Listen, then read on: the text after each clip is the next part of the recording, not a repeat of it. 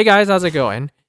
In preparation for the new Abyssal Void dungeon, which comes out next week, I thought I'd give you guys a tier list of the rings you get in boss raids, and I'm going to be ranking their effects as well, so you can kind of get a feeling of what the best rings are for going into Abyssal Void.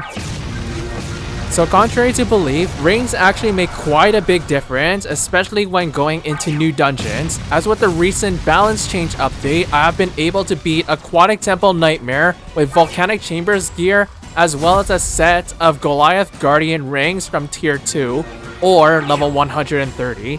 And I've been able to do this quite easily because with the ring boost, this gave me quite a lot more damage, as well as the effects, which allow me to negate the need to use healing spells.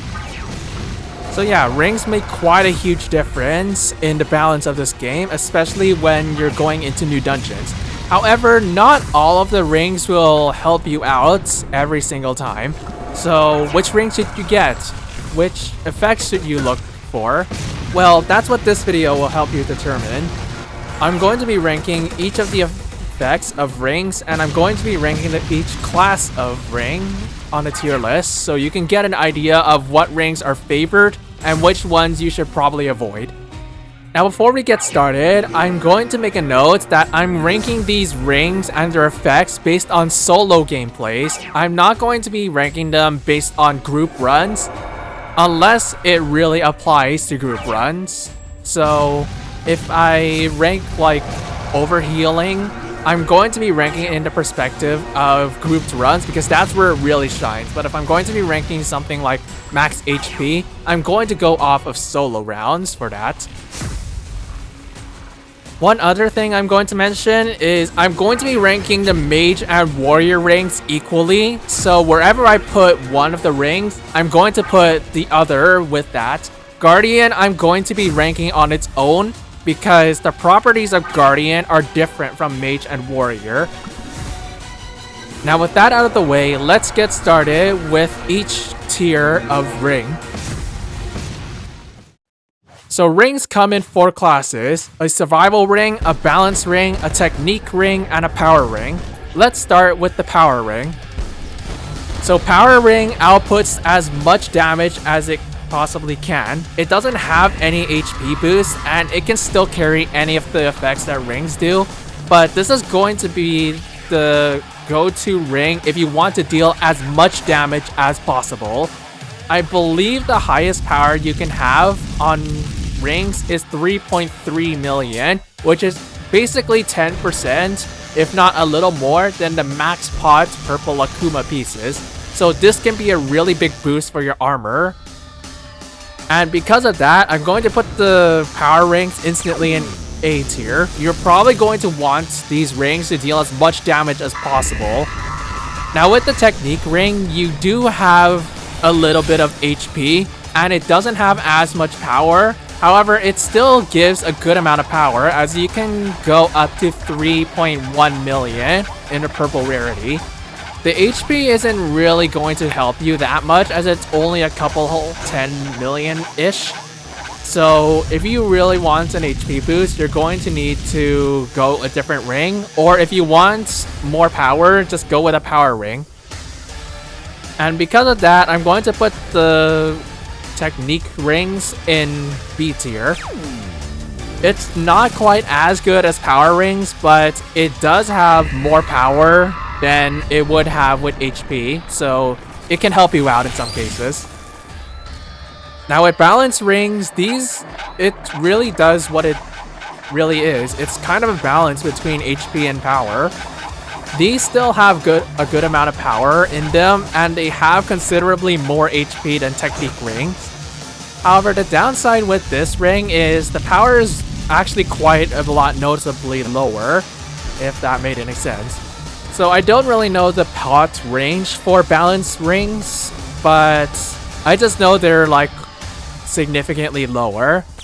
So I'm going to put balance rings in C tier. Now last up, we have the survival rings. Survival is more favored to HP, and it does not have very many power. As you can see with base power or base survival rings, they reach just shy over 200 to 270,000 in tier 5. So that is a huge dip in power, but the HP is quite a lot higher. As you can see, it's a couple 100 million in there. So I can't really say survival rings are useless per se, but if you really want more power, you are not going to be using this ring. So I'm going to put this ring in D tier. Now, as you might have noticed, I actually excluded the Guardian rings from this tier list so far, because Guardian rings are actually a different story for these rings. So let's go over them now. So first off, with Guardian Power, we actually kind of have a problem with this ring.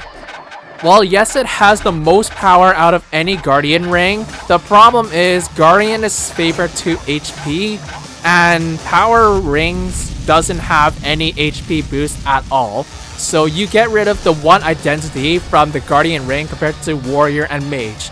And if you look at its power, it is actually very low in power. The max it can go is probably like 2 million, which is basically a balance between balance and technique ring. But this is not your ring to go power on, and because of its 0 HP boost, I'm going to put Guardian Power in the D tier. You are not going to want this ring, and in my opinion, this is actually the worst ring you can actually get from boss raids. Now, Guardian Technique rings are a bit of a different story.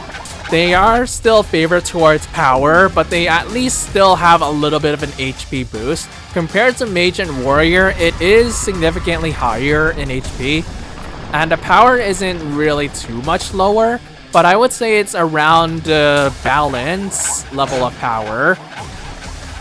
Maybe if not a little less, but I didn't have very many technique rings, so I can't really gauge the power on it.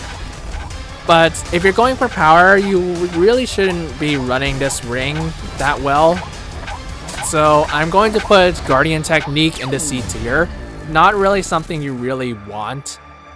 Now, next up is the Guardian Balance rings, and this is actually kind of underrated in my opinion.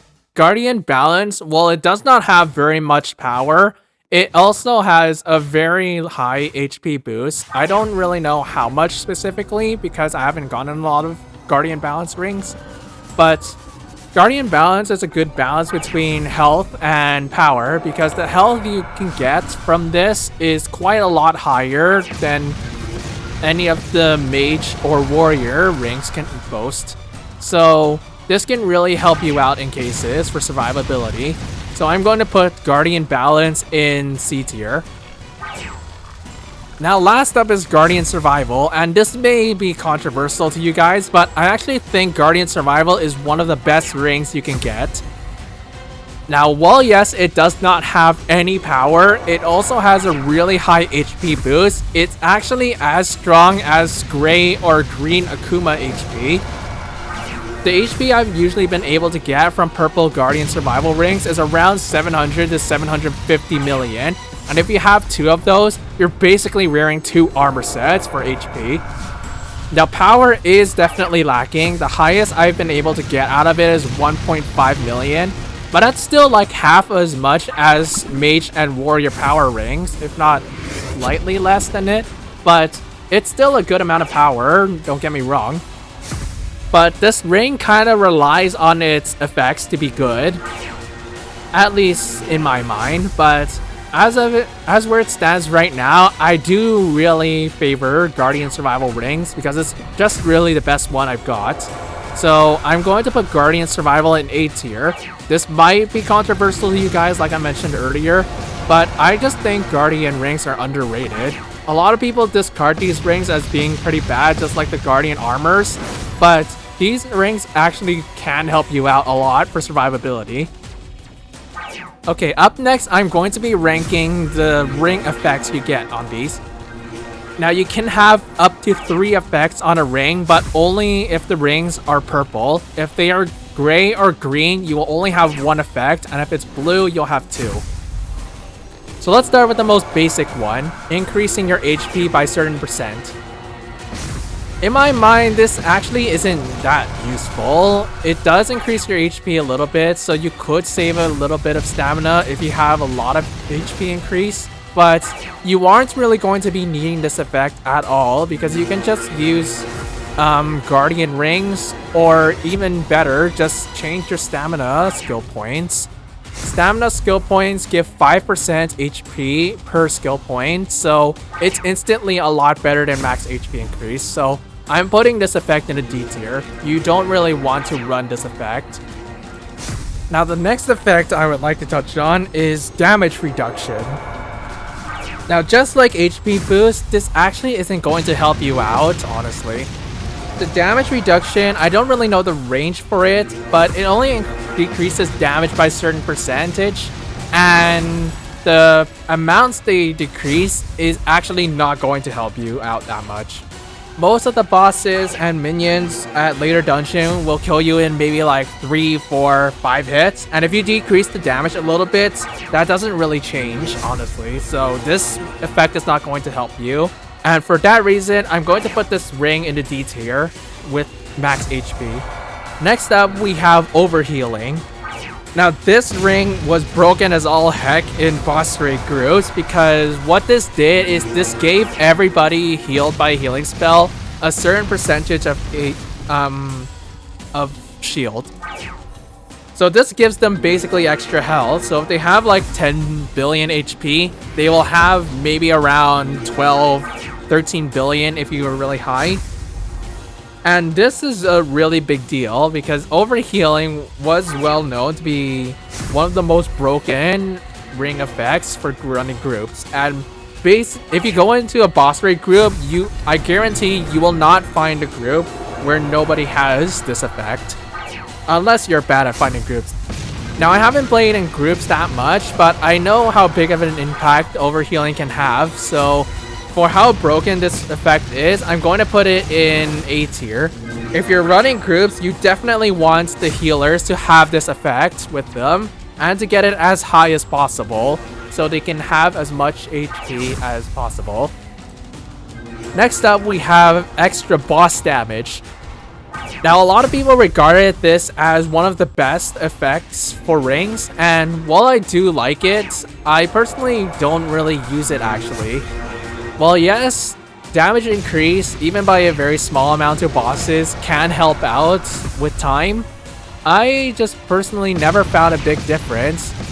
Now, that could be because I don't have very strong boss damage rings, but I just didn't really find a big time decrease for this. So it can help, but depending on how strong your boss damage effect is, you're probably not going to notice the difference that much. So I'm going to put extra boss damage in C tier. Of course, it's extra damage to bosses, which is nice, but because I haven't really found any benefits with it, I'm not going to really put it that high. Next up, we have HP regeneration. Now, where do I even go with this? This is easily the most broken ring effect you can have in boss raids. Like, how this effect works is it restores a certain amount of HP to you every 5 seconds. Now, it can get affected by anti-healing, but basically if you don't have anti-healing in your dungeon, you basically have free HP regeneration without the need to switch healing spells. Now, I understand a lot of people don't have the skill for switching to healing spells, especially for mobile and Xbox players, but this ring easily gets rid of that effect, so PC players wouldn't really have an advantage over that. Now, just be aware that HP regeneration is not that good if it's weak. So I would say at least a 10% or so HP regeneration would make it really strong. But if it's lower than that, it can still be good if you are able to survive for a long time. But honestly, I would say HP regeneration is much better if you're playing solo runs. In group runs, it's not going to be helping you that much because chances are you're going to run multiple healers and people with overheal, so HP regeneration might not help you in groups. For solo though, this is going to be a ring you really want to get your hands on, especially if they're really high. So because of how broken it is in solo games, I'm going to be putting HP Regeneration in A tier. This is going to be your go-to ring for solo runs, especially when going into new dungeons. Next up, we have mob damage increase. Now, similar to boss damage, I didn't really notice a change in how quickly I kill minions using this effect. The only use I would see out of it is when you're going into new dungeons and your damage is lacking to minions. And if that was the case, even then I wouldn't really say this effect changes that much, if anything at all. Now going into the Abyssal Void dungeon, I don't know how much health the minions will have. But either way, I think I would prefer using a different effect than just mob damage increase, because it only increases your damage against minion stages. It doesn't increase your damage to bosses either, so it's not really too good either. So I'm going to be putting mob damage in C tier with boss damage increase. It doesn't really help that much unless your damage really is lacking and you have a really strong damage increase. But you're better off using different effects than this. Next, we have Mana Shield. Now, this is basically the solo version of Overheal, and how it works is you have to not take damage for a certain amount of time, then you will gain a shield with a certain percentage of HP. And in my experience, I actually haven't found much use for this ring. It's probably because I didn't really get any mana shield effects, but I just didn't really find a good use for this. And if you're terrible at dodging, you're definitely not going to be using this effect that much. However, it can still have its uses because the maximum mana shield per effect is about 10 to 12%. So if you have a lot of mana shields or a really strong one, then it can help out, definitely, but I just personally wouldn't use it, so I'm going to put this effect in C tier. It's not the worst effect in the world, but it's something I wouldn't really use, because for my HP boost, I would prefer increasing my stamina or getting Guardian Rings with me, so there are better options available than just an extra shield every 15 seconds. Now the next effect is Focus. And what this effect does is if you stand still for 3 seconds or more, you will increase your damage. Now initially I thought this effect was going to be very broken because I thought increasing damage was going to be a terrible idea for balancing. However, now that we actually have our hands on it, my opinion has shifted, so this effect actually is not that good. Now, first of all, you're going to need to stand still in order to gain damage. And for later dungeons, standing still is not an option, as you will just die very quickly or get stunned. So, in reality, this effect is not that good unless you know what you're doing. So extra damage is nice, just make sure that you're able to use it, and even if you are able to do it, you're probably not going to get a lot of those scenarios, so Focus is kind of a waste. So I'm going to put Focus in C tier. Damage increase is nice, but you're not going to be standing still that much, if at all, so it's not going to help you there. Now the last effect is Tempo. Now, this might be another controversial one, but I don't think Tempo is that good, actually. So you do gain extra damage for 15 seconds for the next ability that you use. Now, while it only affects one ability, if you use Inner with that, it can increase your damage by quite a lot. The highest effect I think you can get from Tempo is like 10%. So you could effectively boost your damage by 60%, and if you could get that ring, it would be kind of broken. However, as it stands right now, I haven't gotten very strong tempo rings, so I can't really say if this ring is that good. However, I think it can be good if you're going into new dungeons, especially going into Abyssal Void. You might be able to 3-shot minions with an average set and tempo rings, The only cost is you do lose a little bit of survivability, and you do have to at least survive to get that 15-second tempo, because if you die, the tempo timer resets, so you might waste some time there, but that depends on your skill level. So tempo rings, I'm going to put it in the B tier. I think they're a good effect. However, I think they're only really good if you're going into new dungeons. If you already got the max set from that dungeon, tempo is not going to help you out, honestly. So there you go. There are all the ring effects and the ring classes in Dungeon Quest. So which rings do I recommend?